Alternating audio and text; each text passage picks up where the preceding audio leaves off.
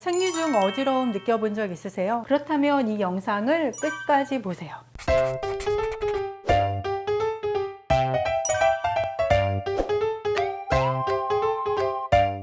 네, 안녕하세요. 유니쌤의 자궁 리셋 한의사 김윤입니다. 생리만 하면 어지러운 분 계신가요? 매달 생리할 때마다 어지러워서 하루 종일 누워있기도 하고, 또 심한 경우에는 두통이 생겨서 일상생활이 어렵기도 하죠. 사실 생리할 때 어지러움을 느끼시는 분들이 생리할 때뿐만이 아니라 평소에도 어지러움이나 두통을 느끼시는 분들이 많아요. 저에게 보약지로 오시는 여성분들 중에서 저는 항상 피곤해요. 그리고 평소에 자주 어지럽고요. 힘도 없고요. 우울해요. 그래서 보약 먹으러 왔어요. 라고 말하는 분들이 계세요. 그러면 제가 묻죠. 생리 중에는 더 심해지시죠? 이렇게 물으면 바로 대답이 나옵니다. 어머, 어떻게 하셨어요? 어떻게 알긴요. 이게 혈액이 부족한 체질이라서 그런 거거든요.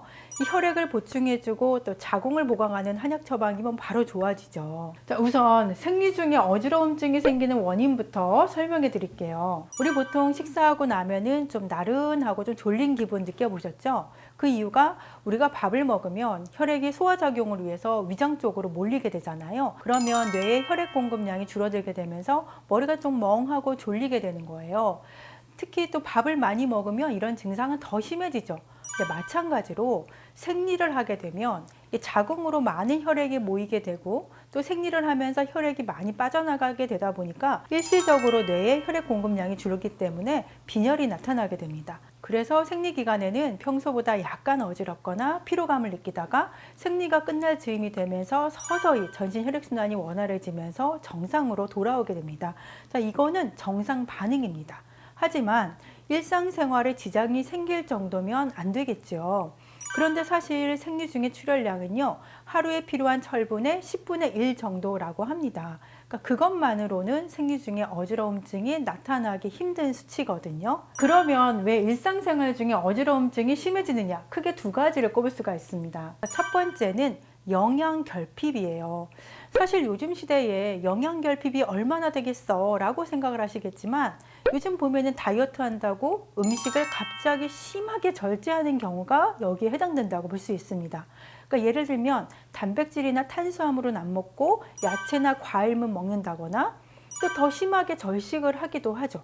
그리고 또 한 가지는 다이어트는 아니라고 하더라도요, 영양가가 없는 음식을 먹는 거예요. 그러니까 요즘은 식습관이 많이 바뀌어서 간단히 간편식, 패스트푸드로 해결하는 분들도 많으시죠. 예를 들면 햄버거, 샌드위치, 도너츠, 피자, 핫도그, 빵, 라면, 케이크. 특히 10대에서 20대 분들은 이거 혹시 나 아닌가 잘 생각해 보셔야 돼요. 자, 아침에는 과일이나 커피 한 잔 먹고 혹은 아예 안 먹는 분들도 계시죠. 그리고 또 점심에는 라면 먹고 저녁에는 떡볶이를 먹었어요. 자, 이런 분들의 문제가 뭐냐면 칼로리는 높아졌지만 영양은 부족한 상태. 그러니까 다시 말하면 배부른 영양 실조입니다. 그러니까 배는 부르게 먹었는데 영양가는 전혀 없이 먹는 거예요. 근데 우리가 피를 만들 재료를 넣어줘야 되는데 이런 재료가 없으니까 당연히 우리 몸에서는 혈액을 제대로 만들지를 못하죠. 그러니까 평소에도 혈액이 부족한 상태가 되는 겁니다. 자, 이러면 생리 중에 당연히 어지러움증이 생길 수밖에 없어요.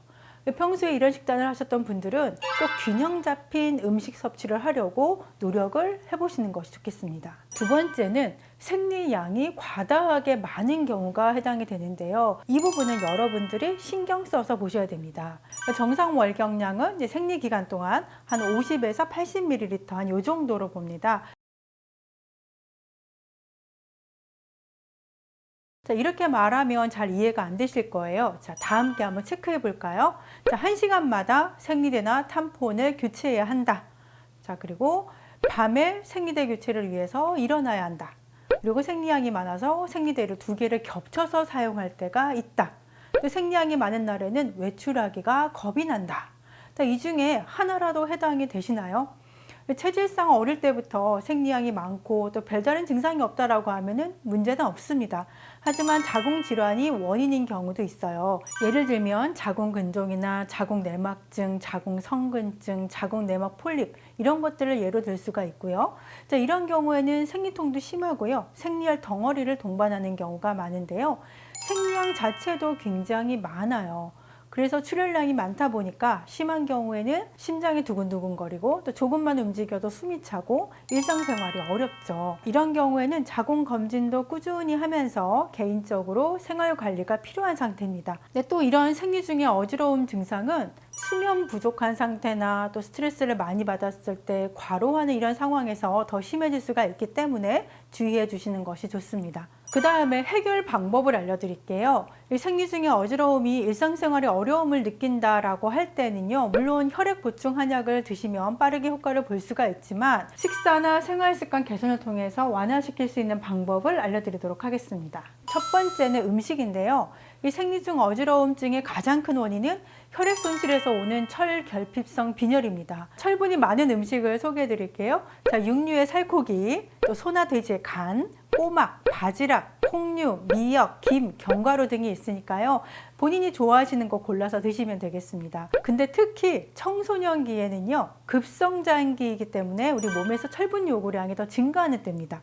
그래서 초경을 시작하면서 어지러움을 느낀다라고 하면 철분 부족의 신호일 수가 있기 때문에 철분이 많은 음식과 충분한 영양 섭취를 해주지 않으면 빈혈이 생기기가 쉽습니다. 월경량이 많은 분도 역시 철분 손실이 많기 때문에 철분이 많이 들어있는 음식을 꾸준히 섭취하시는 것이 좋겠어요. 자, 여기서 하나의 팁을 드리자면 철분의 흡수를 도와주는 게 바로 비타민C거든요. 그래서 비타민C가 풍부한 과일이나 채소를 함께 드시면 더욱 좋고요.